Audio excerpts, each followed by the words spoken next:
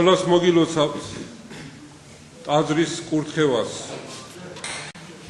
ტაძარი ესაა ღვთის სახლი, სადაც საღვთო მადლი გარდამოდის, სადაც 7 საიდუმლოება აღესრულება, სადაც კურთხევის შემდეგ ფარველი ანგელოზი ევლინება ტაძარს და იცავს მას. დღევანდელ დღეს ჩვენ ვახსენეთ სამი დიდი მღვდელმთავარი და დღესასწაულოთ მათ ხსენებას. მართლაც საოცარია, რომ აი დღევანდელ დღეს ჩვენ დავამთხვიეთ ტაძრის კურთხევა ამ სამი დიდი მღვდელმთავრის ხსენებას. ეს სამი დიდი მღვდელმთავარი მართლაც მნათობნი არიან, მსოფლიოს მნათობნი. ჩვენ ახლა ცალ-ცალკე ვერ შევეხებით ამ სამი მღვდელმთავრის ცხოვრებას, მაგრამ განსაკუთრებულად აღნიშნავთ მათი ცხოვრების მნიშვნელოვან მოვლენებს, როცა მათ დიდი სასწაულები აღასრულეს. ვასილი დიდი, რომელიც გამორჩეული არის განსაკუთრებულად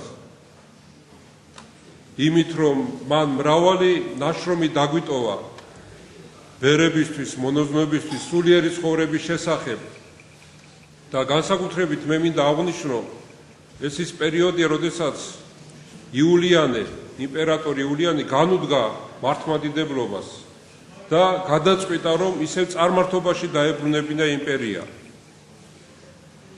და მან ყველანაირ ხერხს მიმართა და მაშინ, როდესაც ის სპარსელების წინააღმდეგ წავიდა საბრძოლველად, კიდე რომ დავბრუნდებიო, მეო შენო პასუხს გაგცემო და რა არ მოეწონა, როდესაც შეხვდა მეფეს, ქერის პური მიუტანა და ის მიართვა და ეს უკადრისა იულიანე განდგომილმა და ამის გამო მე ავგვიო ამ ქალაქსო და საერთოდ მართლმადიდებლებსაც გაუსწორდებიო და ვასილი დიდმა გადაწყვიტა ელოცა ღვთის წინაშე და ღვთისმშობლის ხატთან ხელაპრობით ლოცულობდა, რომ აერიდებინა ეს განსაცდელი. იმას კი არ ლოცულობდა, რომ არ დაბრუნებულიყო ის ცოცხალი, არამედ აერიდებინა ეს განსაცდელი და აი ამ დროს ღვთისმშობლის ხატის გვერდზე იყო დიდმოწამე მერკვირის ხატი. და ლოცვის დროს მერკვირის ხატი გაქრება იმ ხატიდან, გამოსახულება და სულ რამოდენიმე ხანში, როდესაც ის ლოცულობდა, სისხლიანი მახვილი დაბრუნდება. და ისე განცხადება ამ ხატზე. და თქვენ იცით, რომ აი ამ ბრძოლის დროს უბრალოდ შვიდად იდგა მისი ჯარი. ბრძოლა აღარ მიდიოდა, უკვე ზავზე იყო მოლაპარაკება იულიანე განდგომილთან, რომ იგრძნო, რომ დამარცხებული იყო სპარსეთის მეფე და ზავზე დათანხმდნენ. და აი მოლაპარაკება მიმდინარეობდა და აი ამ დროს უხილავმა ძალამ განგმირა ის. და მე იმ დროის ისტორიკოსების მიერ წაკითხულს კითხულობ და წერია იქა, რომ მართლაც ვერავინ ვერ დაინახა, არც მტრიდან იყო ეს ნასროლი, არც ხილული ძაღლა არავინ არ იყო. რეალურად რო ვიღაცა დაინახათ და იქ წარმოიშვა ასეთი საუბარი. რა თქმა უნდა, უკვე გარემოცვა იყო წარმართული იულიანე განდგომილის და ამბობდნენ, რომ დემონმა განგმირაო. დემონმა როგორ განგმირავდა, დემონი როდესაც ის დემონის მსახურებაში იყო. და ქრისტიანებმა აღიარეს, რომ ეს იყო უხილავი ძალა, ან მთავარანგელოზი, ან ზეციური ძალით მოხდა მისი განგმირვა და თვითონ განგმირვის დროს ასეთი სიტყვები წარმოთქვა: შენ გაიმარჯვე გალილეველო. და საოცარი ის არის, რომ სწორედ ბასილი დიდმა ნახა ის, თუ ვისგან განიგმირა იულიანე განდგომილი. ეს იყო დიდმოწამე მერკვირი. აი ესეთი ძალა ჰქონდა წმინდა ბასილი დიდს. თქვენ იცით, როდესაც ის დაავადდება, მას მკურნალობდა ეროვნებით ებრაელი და განსაზღვრული იყო, რომ ის მალე გარდაიცვლებოდა, მალე აღესრულებოდა და ბასილი დიდმა უთხრა, რომ არაო მეო, კიდევ ვიცოცხლებო. მაშინ თუ შენ შეძლებო, რომ კიდე იცოცხლო, თუ ღმერთმა დაუშვა ესო, მეო ვირწმუნებო იესო ქრისტესო. და მართლაც იმის გამო, რომ ერთი ადამიანი გადარჩენილიყო, მან უფრო მეტხანს იცოცხლა, ვინემ ექიმა განუსაზღვრა ბასილი დიდს. და ამის შემდეგ მართლაც ეს ებრაელი ირწმუნებს ქრისტეს და მოინათლება.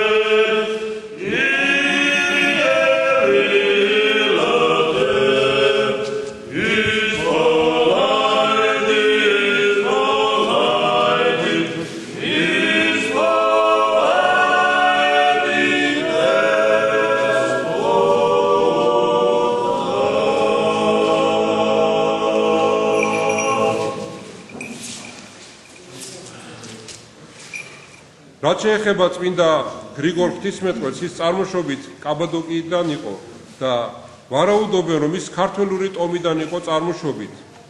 რამე თუ მას უყვარდა პოეზია, სწავლდა ლექსებს, სულიერ ლექსებს და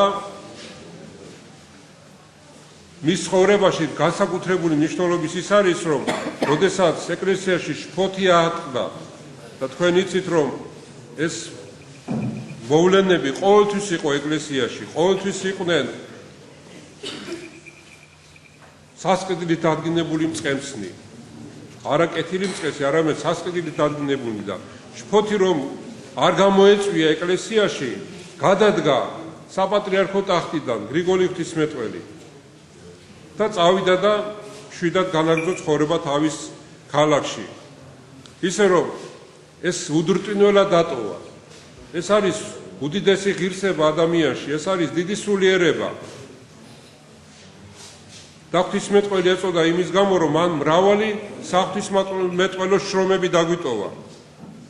განმარტებები მოგვცა წმინდა სამების სხვა მნიშვნელოვანი სწავლებები დაგვიტოვა და აი სწორედ ეს ღირსება, რომ მან თავისუფლად დატოვა და ეკლესიის მშვიდობისათვის და ერთობისათვის გააკეთა, მან ესეთი მნიშვნელოვანი გადაწყვეტილება მიიღო.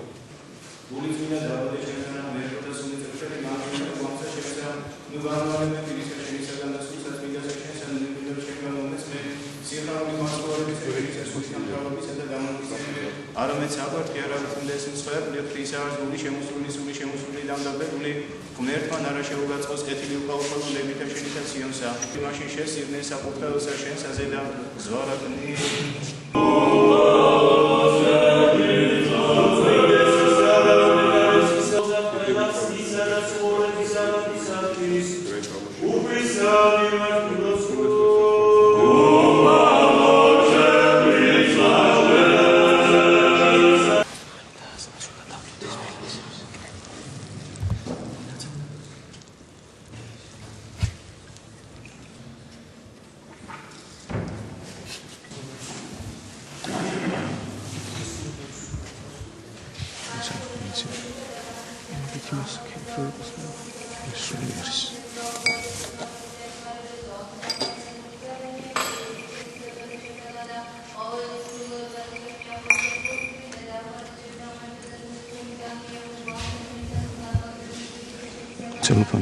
celofane minci.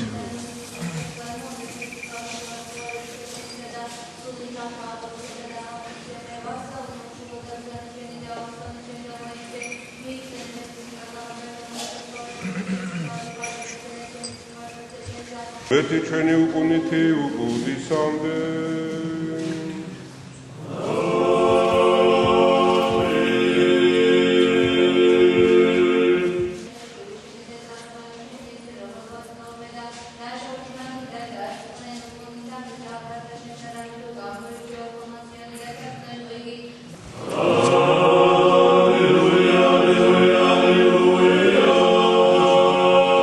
Alleluia, alleluia, alleluia.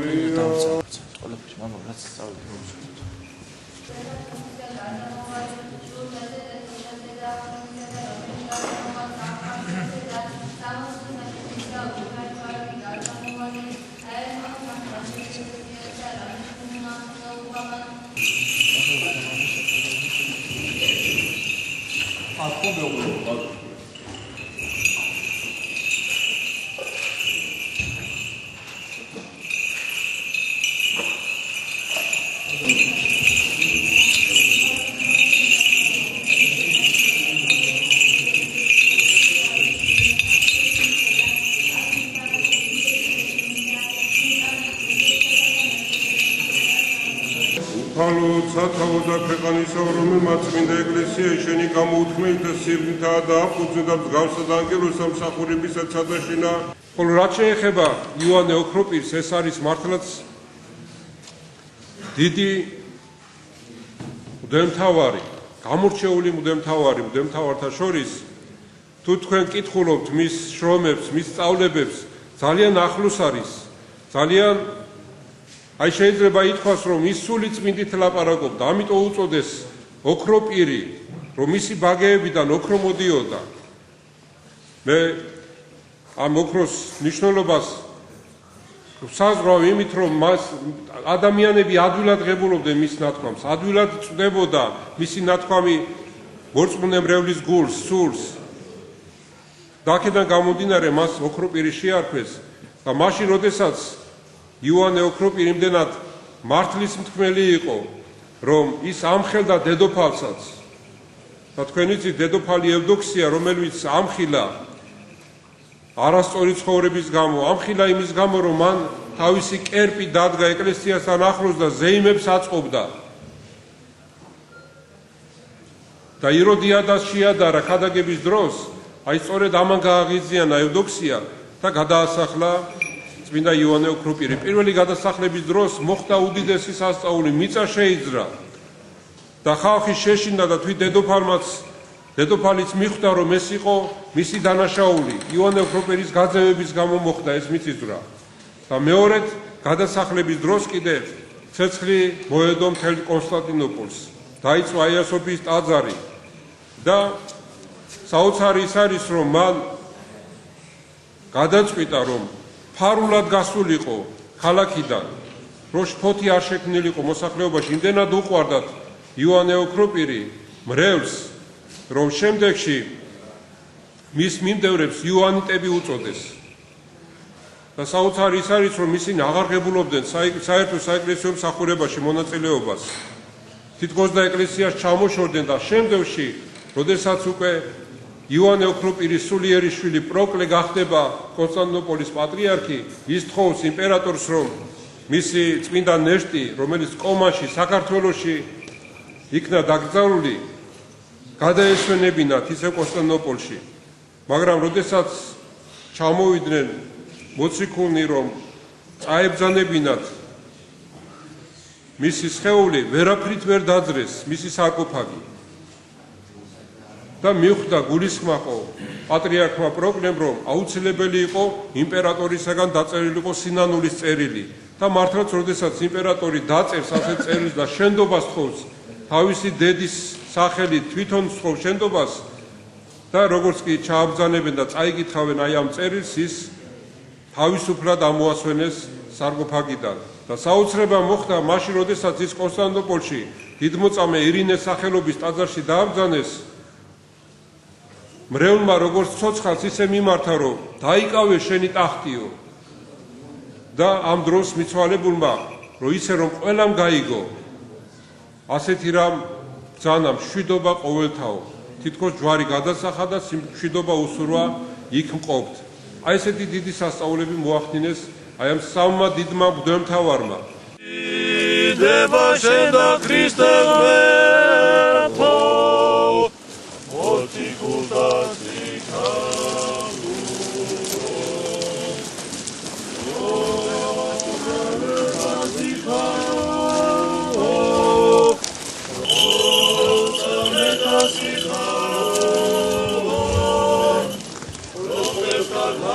სამებისად წმინდის აერთაზება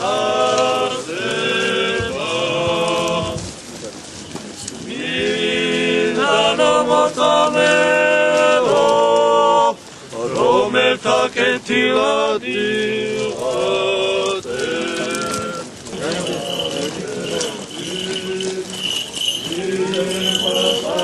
Sadadesa, Datinda Sasulsa, Atamaradisa Ukuniti,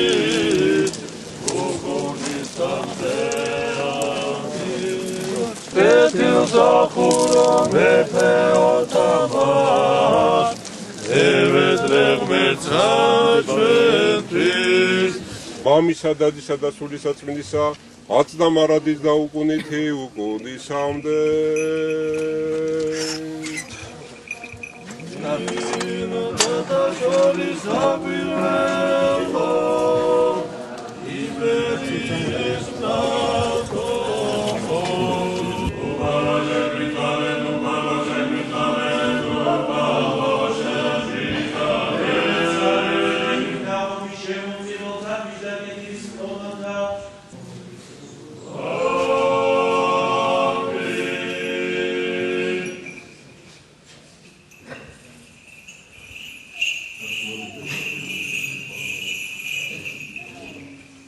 Adle uplisa ჩვენისა იესო ქრისტესი და სიყვარული ღვთისა მამისა და ზიარება სულისა წმინდისა იკავებელ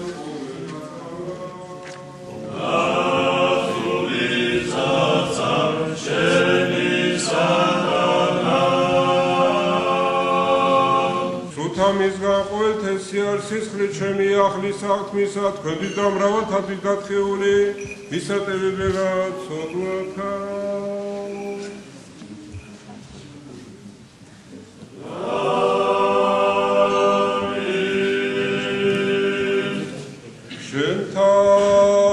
შენთაგან შენ და შემწირველი ყოველთა და ყოვლისათვის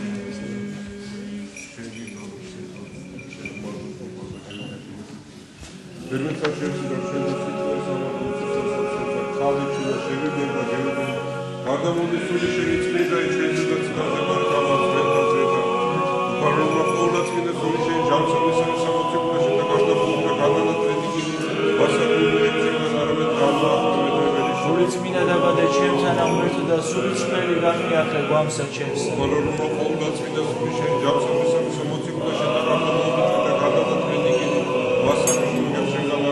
გამაგდე პირისა შენისაგან და სულსაწმინდასა შენსა მერჩე.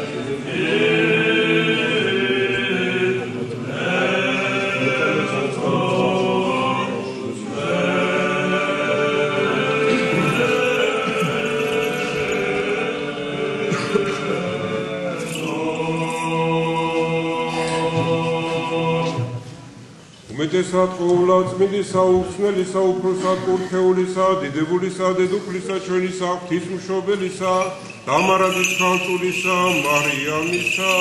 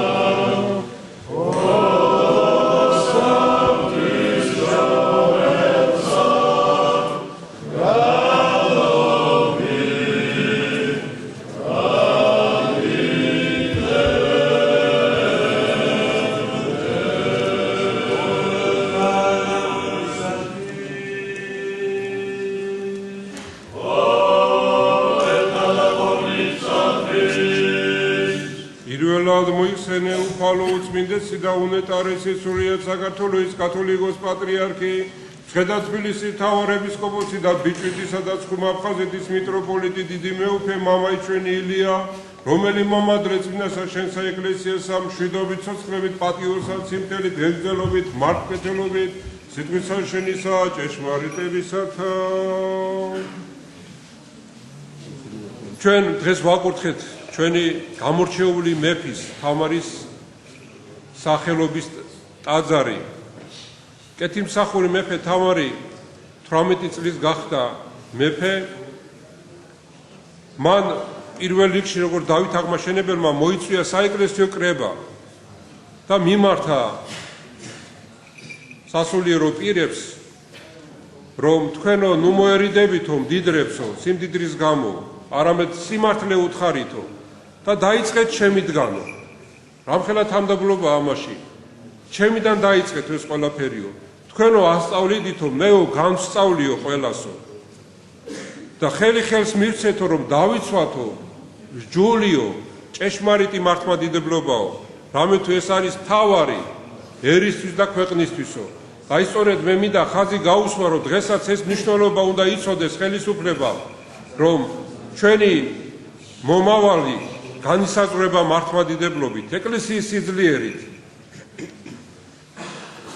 ის ხელისუფლება ებრძოდა ეკლესიას, ებრძოდა იმის გამო, რომ ძლიერდებოდა, ებრძოდა იმის გამო, რომ დიდი ავტორიტეტი აქვს და სახელი აქვს ხალხში. მეფეები ზრუნავდნენ ეკლესიისთვის, მისი სიძლიერისთვის. და თქვენ იცით, თამარ მეფემ რამდენი ტაძარი ააშენა საქართველოში. როგორ უწყობდა ხელს სასულიერო პირებს. თვითონ კერავდა შესამოსელს და ისე აცმევდა სასულიერო პირებს, იცოდა ამის მნიშვნელობა. და მე არაერთის მithქვამს, როდესაც მას ხილვა ჰქონდა, რომ დარბაზში შებრძანდება და დაინახავს ბრწყინვალე ტახტს. და გაიფიქრა, რომ ესო მე მეკუთვნისო და როდესაც გაემართება, რომ ტახტზე დაბრძანებულიყო, შეაჩერებენ და ეთქვენ, ესო შენ არ გეკუთვნისო და აბაო სამეფოში მსგავსეო, ჩემს მსგავსეო, ვინ არისო?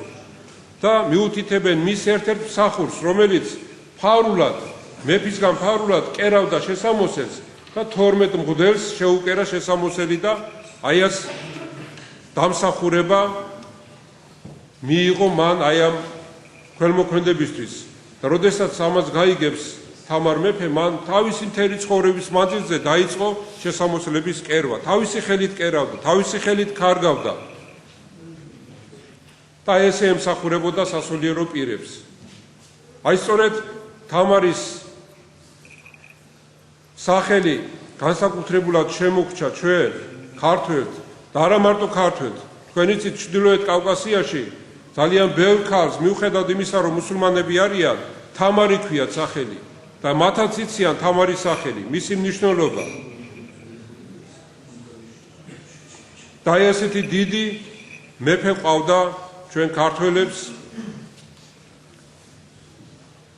ჩვენ აი ამ ტაძრის კურთხევით განსაკუთრებულად ხაზი უნდა გაუსვათ იმას, რომ დიდი მნიშვნელობისა დვანში ტაძრის კურთხევა. რამე თუ თქვენ იცით, რომ აქ ჩვენთან ოკუპირებულია ტერიტორია, წართმეული არის ტერიტორია და სწორედ აი ამ მოძმე ოსებთან და აფხაზებთან ჩვენი მტკიცე და შეურყეველი ხიდი, ეს არის მართლმადიდებლობა. ოსები და აფხაზები რომ ყოფილიყვნენ სხვა სარწმუნოების მიმდევრები, ჩვენ მართლაც ხელი უნდა ჩაგვექნია და მართლაც შეიძლება ვეღარ დაგვებრუნებინა დროებით წართმეული ტერიტორიები, მაგრამ ჩვენ მტკიცედ ვწამს, რომ ისევ ეკლესია, ისევ მართლმადიდებლობა ჩვენ ერთ ოჯახში და ერთ სამშობლოში დაგვაბრუნებს. აი სწორედ ამისი კურთხევა, ამის დიდი ნათელი მაგალითი არის, რომ ჩვენმა მტრებმა დააყვეს, დაგვაპირის, მაგრამ მათ ის ვერ გაითვალისწინეს, რომ ჩვენ საერთო გვაქვს მართლმადიდებლობა, საერთო სარწმუნოება და სწორედ ეს არის ის ხიდი, ის გზა, რომელიც ჩვენ ისევ ერთობაში დაგვაბრუნებს. ჩვენ ლოცულობთ ყველა მართლმადიდებელი ქრისტიანისათვის, ლოცულობთ აფხაზებისთვის, ლოცულობთ ოსებისთვის და მსოფლიოში ყველა მართლმადიდებელი ქვეყნისათვის. მე არაერთგზის მithქვამს, რომ მსოფლიოს გადაარჩენს მართლმადიდებელი ქვეყანთა ერთობა. ერთობა უნდა შეიქმნას. ჩვენ მართლმადიდებელ ქრისტიანებს ვერ დაუპირისპირდებით, იმიტომ რომ ისინი ჩვენი ძმები არიან. ჩვენ ქრისტეში ერთნი ვართ. ვერც ტერიტორიულად ვერ დაყოფენ და ვერანაირად ვერ დაყოფენ, იმიტომ რომ ჩვენ მართლმადიდებლობა გვაერთიანებს. განსაკუთრებით აი მეფე თამარის სახელობის ტაძარი იმდენად ისეთივე ახლობელია ოსებისთვის, მეფე თამარი როგორც ჩვენთვის. რამე თუ მას ოსეთის მეფის შვილი ყავდა ქმრად დავით სოსლანი და ის სწორედ ბაგრატიონებს ძალიან დიდი მნიშვნელობა ჰქონდა ოსებისთვის ისტორიულად იმართებოდნენ როგორც ქართველები ისევე ოსები ბაგრატონთა სისხლი ჰქონდათ მათ მეფეებს და აქედან გამომდინარე ჩვენ თამარმა უნდა გაგვაერთიანოს. თამარ მეფის ლოცვა შეგვეწიოს ჩვენ ოსებს, აფხაზებს, რომ ჩვენ ერთად შევხვდეთ უფალსა ჩვენსა იესო ქრისტეს. რომ მათ უნდა ესმოდეთ მნიშვნელობა იმისა, რომ საქართველო არის ყოვლადწმინდა ღვთისმშობლის წირხვედრი ქვეყანა. სწორედ აი ამ ღვთისმშობლის წირხვედ ქვეყანაში ყოფი ადამიანები და განსაკუთრებით მართლმადიდებლები დედა ღვთისმშობელს ძალიან უყვარს და ზრუნავს თითოეულ მათგანზე. და რა თქმა უნდა, ღვთისმშობელი დედა ლოცულობს თავისი წირხვედრი ქვეყნის საზღვრებში აღდგეს საქართველო და იქ მცხოვრები ადამიანები დაელოცოს ყოვლადწმინდა ღვთისმშობელი დედისგან. იყავნება შენი, ვითარცაც გახტაშინა, ეგრეცა ქვეყანას გზედა, ური ჩვენი არსობისა, მომდე ჩვენ დღეს, და მომიტევენ ჩვენ თანამდებნი ჩვენი, ვითარცაც ჩვენ მიუტევენ თანამდებთა მათ ჩვენთან, და ნუ შემიყვანებ ჩვენ განსაცდელსა, არამედ მისნებ ჩვენ ბოროტისაგან.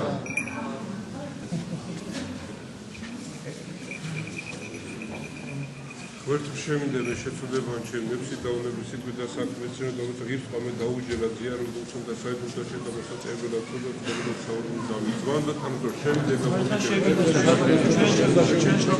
ვერთმა შეგიძლიათ ვერთმა გაბატონოთ ჩვენ და ყოველ საქართველოს შეცვლებან ჩვენ ამინ ისკოლაეტულას სამსუქარო და ამერამ შეხაჭეს ვარ და ქრისტეს ძებნისა ცხოვრისა მოსულის უფრო ცოდვილ ცხოვრება რომლითაც პირველი მე ვარ ყველადმ წამსამთის ერთით უხსნელ ხო შედესერთით პატიოსენსის შენ შეგე გევედრების შემიწყალმე და შემინდები შეწოდებან ჩემი ნებსით და უნებლიეთ სიტყვით და საქმე ეცერა და უმესრ და ღირსყამე დაუჯერა ზიარებად უხსნელ და შეწოდდა შენ და მოსატევებლად ცოდვა ცხოვრება საუკუნო დავით სერობასა საიდუმლოსა შენსა და დღეზე უხტისა ზიარებად შემიცა რათა რამტერთა შენ და უთრა საიდუმლო შენ და არც ამბობს რომ ვითარცა იუდა არამედ ვითარცა ავაზაკი აგიერებ შენ მომისვენე მეუპარო სასწაულსა შენს რათა რა საჯელად Kina დასაჯენ ვექნას მე ზიარება წვნათა შენ და საიდუმლო დავყოლო არამედ საკუნებელად სულისა და ხორცისა მომინიშების მე უსამძემთავრისა იუდის და პატიოსანი ხორცი უთისამთავრო ხორცის შესაძლებლად ცოდვა ცხოვრება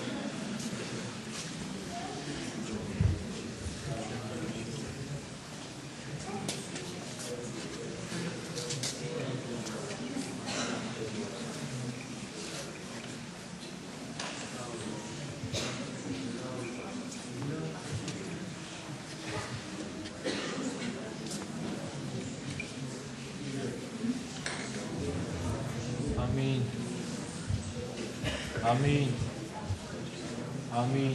Ispoliate despota. Arhimandrito, dekanosno, იღუმენო, დელნო, მოვედით წინაშე უკრავისა, მეუფისა და ღვთისაჩვენისა. ისე რა მოვა წინაშე უკრავისა, მეუფისა და ღვთისაჩვენისა. Ogęczył się dekanosza, Irysus na papierosami Polscy, udało się გენცების შემდეგ ამის პატრიოტული ხორცი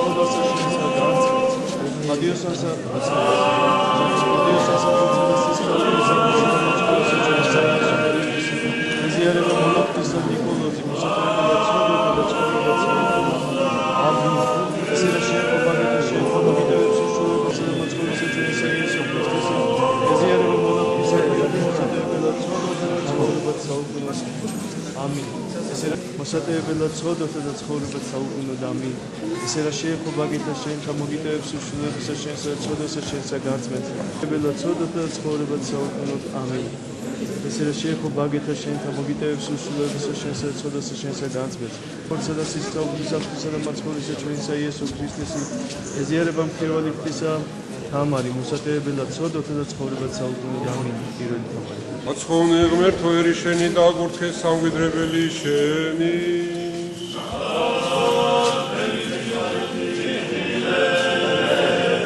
მერთმა დაგლოცო, მერთმა გაგახარო მე მინდა განსაკუთრებით დავლოცო აი ამ ტაძრის ამშენებელი და მე მინდა გითხრათ რომ ჩვენ ვყავს ქველმოქმედი ადამიანები რომელთაც სახარებისეული სიტყვებით მოქმედებენ ქველმოქმედებაში მარჯვენა რომ გასცემსო მარცხენამ არ უნდა იცოდესო და სწორედ აი ეს პრინციპი არის ამ ადამიანებში და მე მათ სახელებს დღეს არ ვახსენებ, არამედ ისინი როგორც შემომწირველი, როგორც დიდი ქველმოქმედი, როგორც დიდი ადამიანები, მინდა რომ დავლოცო და შევთხოვო წმინდა სამ დიდ მღვდელმთავარს, ვასილი დიდს, გრიგორ ღვთისმეტყველს და იოანე ოქროპირის, რომ მათი ლოცვა კურთხევა ეწეოდეთ შემომწირველთა ოჯახებს.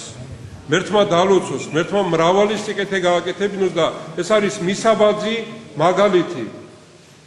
ის კი არა რომ ჩვენ აფიშირება გაუკეთოთ, აქვე ხოტბა შევასხათ და დიდება შევასხათ შემომწირველს, არამედ მან ფარულად უნდა გააკეთოს, რამე თუ ეს არის სულიერი საგზალი საიქიო ცხოვრებაში, რომ ჩვენ ამით დიდ ნუგესს მივიღებთ და ამით გადავრჩებით. თუ ჩვენ ხალხმა დღესვე აქვე ხოტბა შეგვასხა დიდება, მაშინ ის გაკეთებული საქმე წართმეულია და ის არაფერს აღარ ნიშნავს ღვთის წინაშე. მერთმა დალოცოს შემომწირველი, ვინც შრომობდა, ვინც ლოცულობდა და მე ვიტყოდი რომ ამ სოფლის მღვდელი ბედნიერია იმით რომ ყავს ასეთი კეთილმორწმუნე მრევლი, რომელიც სიყვარულითაა სავსე, მრევლი რომელსაც უყვარს სამშობლო. მიუხედავად დიდი განსაცდელებისა, მიუხედავად იმისა რომ ნებისმიერ დროს შეიძლებოდა აქ სროლები ატეხილიყო და ხელი შეეშალათ აი ამ ტაძრისმშენებლობისთვის, მაინც ერთგულად და თავდადებით ააშენეს ეს ტაძარი. დაუდგნენ ეკლესიას გვერდში და ამიტომ მე ვლოცავ თითოეულ თქვენთაგან, თქვენს ოჯახებს და ყველა მართლმადიდებელ ქრისტიანს, რომ ნამდვილად ჩვენ ერთობა გვექნება ყველა მართლმადიდებელ ქრისტიანთან, ჩვენს მეზობლებთან, ოსებთან, აფხაზებთან და ყველა მართლმადიდებელ ქრისტიანთან. ისე რომ მე ჯერავს რომ აი ტაძრის კურთხევა ეს არის დასაწყისი საქართველოს გაერთიანების. საქართველოს თამარ მეფე იყო ერთიანი საქართველოს მეფე და სწორედ აი თამარის ლოცვით მერთმა ინებოს რომ სულ მალე ერთიან ძლიერ და აყვავებულ საქართველოში გვეცხოვროს. მერთმა დაგლოცოთ ჩვენთან არს ღმერთი.